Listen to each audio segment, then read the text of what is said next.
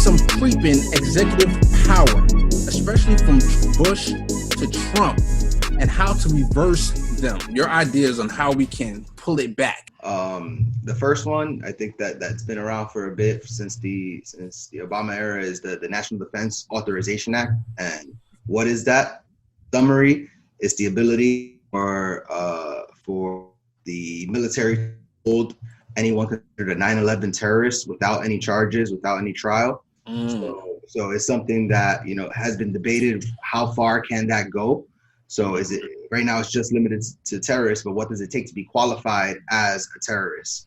There's been some arguments about the protesters in Portland and the barricades and them being treated by unmarked vehicles. Is that related to this? That's not determined right now, but it's a very slippery slope. Once you say somebody's a terrorist, it only takes one little amendment to broaden that terrorism scope. So how do we reverse that? It just comes to people agreeing with the right that everybody, regardless of what kind of criminal you are, has the right to charges and the right to a trial. It's a very simple principle that's been around since, you know, the last several centuries. So we have to, if we're to throw somebody in jail, it's our duty as Americans to try them and to give them their charges. Yeah, pretty much since the Magna Carta, all the way back to England. So I think was part of that particular part of that NDAA was actually the same clause that they used to hold Chelsea Manning without any reason recently, just because she wouldn't retestify against Julian Assange. She was being legally tortured. The United Nations actually had to step in.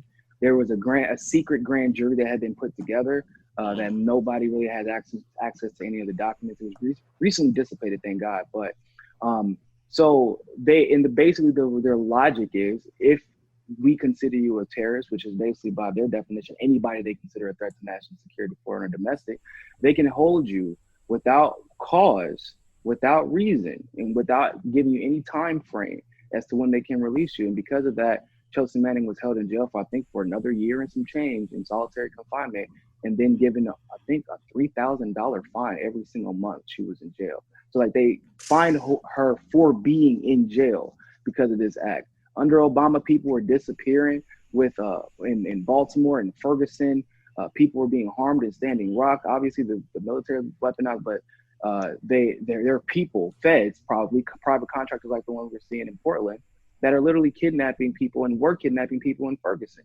So this is something that not only is problematic, but it's being used. It's not just, they didn't just pass it just to pass it. Like, it's being used right now, and it is truly one of the scariest, because it basically says due process doesn't exist, and that's just simply not the case. Or at least it's not supposed to be. Carlito. Yeah, so the topic that I chose was something that I first heard about during the Bush years, and especially with Cheney. It's called the Unitary Executive Theory. And from John Dean, he was a lawyer for Nixon. He said, in its most extreme form, unitary executive theory can mean that neither Congress nor the federal courts can tell the president what to do or how to do it, particularly regarding national security matters. And that's been used since Nixon, Bush, Obama, Trump. Everybody has used, and it's just been escalated. And this is the reason why Bush thought that he could get away with torture, and why John Woo said that if the president deems that he's got to torture somebody, including by crushing the testicle of the person's child, there is no law that can stop him. Wow. So this is where all these laws that the president thinks they could overstep boundaries, they all extend from this. And now having Bill Barr, which was one of the disciples of I think it was under Bush 1, Richard Nixon, he, along with the Federalist Society, are basically trying to take over all federal courts, because they know that's the only way that they could be stopped. So the only way to really stop this is having good judges, man. And we know that Trump got a lot of judges in, so that's going to be tough for a long time.